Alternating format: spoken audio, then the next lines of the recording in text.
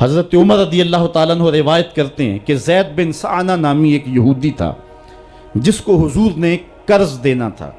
آقا کریم علیہ الصلوۃ والسلام دو جہاں کے مالک ہیں، لیکن حضور کا فقر اختیاری تھا۔ آقا کریم علیہ السلام کے گھر میں بسا اوقات کتنے کتنے دن چولہا نہیں جلا کرتا تھا۔ حضور ادھار لے کر کے لوگوں کی مصیبتوں کو بھی دور کرتے، اور گھر کا چولہا بھی بعض اوقات ادھار لے کے گرم کرنا پڑتا۔ اعلیٰ حضرت فرماتے ہیں مال کے کونین ہیں گو پاس کچھ رکھتے نہیں، دو جہاں کی نعمتیں ہیں ان کے خالی ہاتھ میں۔ تو کہتے ہیں کہ ایک دن حضور علیہ السلام کی خدمت میں ایک شخص حاضر ہوا جس کا نام زید بن سعانہ ہے اور یہودی ہے، اور اس نے حضور علیہ السلام سے قرض کا تقاضا کیا، لیکن تقاضا اتنے سخت انداز سے کیا کہ اس نے حضور علیہ السلام کی قمیص کو پکڑ کے کھینچا بھی۔ تو حضرت عمر رضی اللہ تعالیٰ عنہ نے جب دیکھا تو بڑے گھور کے اس کی جانب دیکھا اور اس کو پیچھے ہٹاتے ہوئے کہا کہ تجھے شرم نہیں آ رہی کہ اللہ کے رسول کے ساتھ کیسے سلوک کر رہا ہے اور میں تیرے سامنے موجود ہوں؟ تو حضرت نبی رحمت صلی اللہ علیہ وسلم نے حضرت عمر کو کہا، عمر مجھے تجھ سے اس بات کی توقع نہیں تھی۔ ذرا غور کیجئے حضور علیہ السلام کی اس سیرت کے انداز کو۔ ایک شخص آ رہا ہے اور حضور سے سختی کر رہا ہے، ابھی حضور کو قرض لٹانے کی جو تاریخ ہے اس میں بھی 4 دن باقی رہتے ہیں، اور وہ ناجائز سختی کر رہا ہے۔ حضرت عمر رضی اللہ تعالیٰ عنہ نے جب اس کو گھورا اور سختی کی تو حضور علیہ السلام نے فرمایا، عمر مجھے تیرے سے اس بات کی توقع نہیں تھی، تمہارا کام تو یہ تھا کہ مجھے حسن ادا کی تلقین کرتے کہ اچھے انداز سے قرض واپس کرو، اور اس کو جو ہے وہ نرمی کی تلقین کرتے، اور پھر آقا کریم علیہ السلام نے فرمایا اس کا قرض ادا کر دو، اور اے عمر جو تم نے اس کو گھورا ہے اس کے بدلے میں 20 وسق زیادہ کھجوریں بھی تم اس کو دو گے۔ تو زید بن سعانہ نے جب حضور علیہ السلام کی اس سیرت اور اس کردار کو دیکھا، اور حضرت عمر رضی اللہ تعالیٰ عنہ 20 وسق اس کو کھجوریں دے رہے تھے، تو اس نے حضرت عمر کو بتایا کہ میں یہودی ہوں اور میں نے تورات کے اندر نبی آخر الزماں کی شان اور عظمتوں کے بیان کو پڑھا ہے، یہ بات ابھی رہ گئی تھی، باقی ساری نشانیاں میں نے حضور میں دیکھ لی تھی، اب یہ نشانی رہ گئی تھی، آج میں نے یہ بھی دیکھ لی۔ اور پھر وہ حضور کی خدمت میں حاضر ہو کر اسلام کے دائرے میں داخل ہو کر حضور کا عبدی غلام بن۔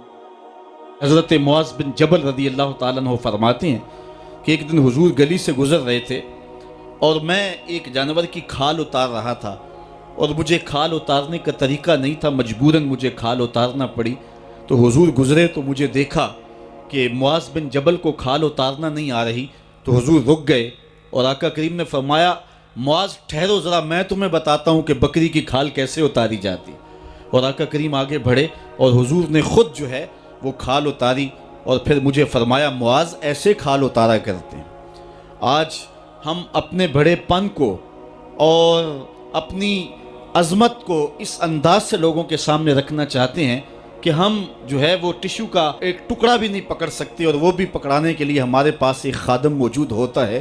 لیکن آقا کریم علیہ السلام کی زندگی اور حضور علیہ السلام کی سیرت کی سادگی کا حسن اور جمال یہ ہے کہ حضور اپنے کپڑوں کو خود مرمت کر لیتے ہیں اور اپنے دیگر کام خود کرتے ہیں اور بطیب خاطر کرتے ہیں، اور اس میں کوئی چیز اپنے لیے شرمندگی کی محسوس نہیں کرتے ہیں۔ حضرت حسن رضی اللہ تعالی عنہ حضور علیہ السلام کے نواسے بھی ہیں، اور آقا کریم علیہ السلام کی صحابیت کا شرف بھی پایا ہے۔ کہتے ہیں کہ کانا یجلس علی الارض، حضور علیہ السلام کی سیرت یہ ہے کہ حضور زمین پہ بیٹھ جاتے تھے۔ زمین پر بیٹھنے میں حضور شرمندگی محسوس نہیں کیا کرتے تھے، اس کو اپنے سٹیٹس کے خلاف نہیں سمجھا کرتے تھے۔ زمین کے اوپر حضور بیٹھ جایا کرتے تھے، اور فرماتے ہیں وَيَطْعَمُ، اور زمین کے اوپر بیٹھ کر کے حضور علیہ السلام کھانا تناول فرمایا کرتے تھے۔ حضور کی عادت یہ تھی کہ آقا کریم جب بھی کھانا کھاتے تو حضور جھک کر کے کھانا کھاتے۔ فرماتے ہیں کہ میرے پاس ایک فرشتہ آیا جو کعبۃ اللہ کے صحن میں کھڑا تھا، اور اس کی کمر کعبۃ اللہ کی چھت کے برابر تھی، اتنا اس کا قد تھا، اور اس نے مجھے کہا کہ آپ اگر چاہیں تو آپ کو نبی اور بادشاہ بنا دیتے ہیں، اور آپ اگر چاہیں تو آپ کو عبد اور نبی بناتے ہیں۔ تو فرماتے ہیں کہ میں نے جبریل کو دیکھا، اور جبریل مجھے اشارے سے تواضع کا حکم دے رہے ہیں، تو میں نے عرض کی کہ میں نبی اور عبد بننا چاہتا ہوں۔ تو جب یہ بات حضور نے کہی تو فرمایا عائشہ اگر میں نبی اور بادشاہ بنتا تو یہ جتنے بھی پہاڑ ہیں یہ سونا بن کے میرے ساتھ چلتے، لیکن میں نے اس بات کو اختیار نہیں کیا۔ اور اس کے بعد حضور علیہ السلام جب بھی کبھی کھانا کھاتے تو حضور جھک کر کے کھاتے، جس طرح مالک کی دہلیز سے خیرات ملتی ہے اور کوئی خادم اس کو جو ہے وہ شکرانے کے طور پہ جو ہے وہ انتہائی عجز کے ساتھ کھاتا ہے، ساری زندگی حضور نے کھاتے اور پیتے ہوئے تکیہ نہیں لگایا، ہاتھ میں پلیٹ پکڑ کے اکڑ کے یا ٹہل کر کے یا جو ہے وہ بالکل سیدھے ہو کے نہیں، تھوڑا سا جھک کر کے بغیر تکیے کے حضور علیہ السلام کھانا کھانا پسند فرمایا کرتے تھے، اور فرماتے میں اس طرح کھاتا ہوں جس طرح بندے کھاتے ہیں، اور میں اس طرح بیٹھتا ہوں جس طرح اس کے عبد اور اس کے بندے بیٹھتے ہیں۔ یہ حضور علیہ السلام کا طریقہ ہے۔ ایک دن آقا کریم علیہ السلام ایک چٹان کے اوپر بیٹھے تھے اور حضور علیہ السلام قدید کھا رہے تھے۔ یہ خشک گوشت جو کر کے اس کو بعد میں جب پکایا جاتا ہے تو اس کو قدید کہتے ہیں، یا سرید تھی، حضور کھا رہے تھے۔ تو ایک خاتون وہ گزری اور اس کے بارے میں اہل علم کہتے ہیں کہ وہ بڑی زبان دراز تھی اور وہ مردوں کو بھی ایسی ایسی باتیں کرتی کہ لوگ جو ہے وہ اس کی شر سے بچا کرتے تھے۔ تو اس نے کہا کہ آپ تو ایسے کھا رہے ہیں جس طرح کے عبد کھاتے ہیں۔ تو حضور علیہ السلام نے فرمایا اگر میں عبد نہیں ہوں تو کون عبد ہے؟ فرمایا میں سب سے بڑا عبد ہوں۔ تو جب یہ بات سنی تو اس کے قدم رک گئے اور اس نے حضور علیہ السلام کی خدمت میں عرض کی کہ حضور آپ پھر اکیلے ہی کھا رہے ہیں، مجھے بھی کھلائیں۔ تو حضور نے ایک لقمہ اٹھایا، فرمایا لو تم بھی کھا لو۔ تو اس نے کہا یہ نہیں، بلکہ جو آپ کے منہ میں ہے میں وہ کھانا چاہتی ہوں۔ تو حضور علیہ السلام نے اپنے منہ کا نوالا نکال کر کے اس کے منہ میں ڈال دیا۔ تو کہتے ہیں کہ اس کے بعد کبھی بھی اس کی زبان پر کبھی فحش بات آئی نہیں تھی۔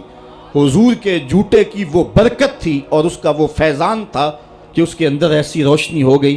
پہلے وہ سخت لعان تھی، گالیاں دینے والی تھی اور فحش گفتگو کرنے والی تھی، لیکن حضور علیہ السلام کے جوٹے کی برکت سے اللہ تعالیٰ جل شانہ نے اس کی زبان کو حسن بھی دے دیا اور جمال بھی عطا فرما دیا۔ تو حضور علیہ السلام کی عادت تھی کہ آقا کریم زمین پہ بیٹھ کے کھاتے، جھک کے کھاتے، فرماتے میں ایسے کھاتا ہوں جس طرح عبد کھاتے ہیں۔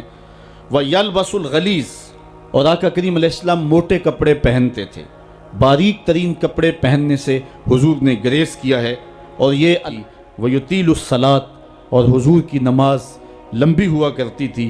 وَيُقَصِّرُ الْخُطْبَةَ، اور خطبہ حضور مختصر فرمایا کرتے تھے۔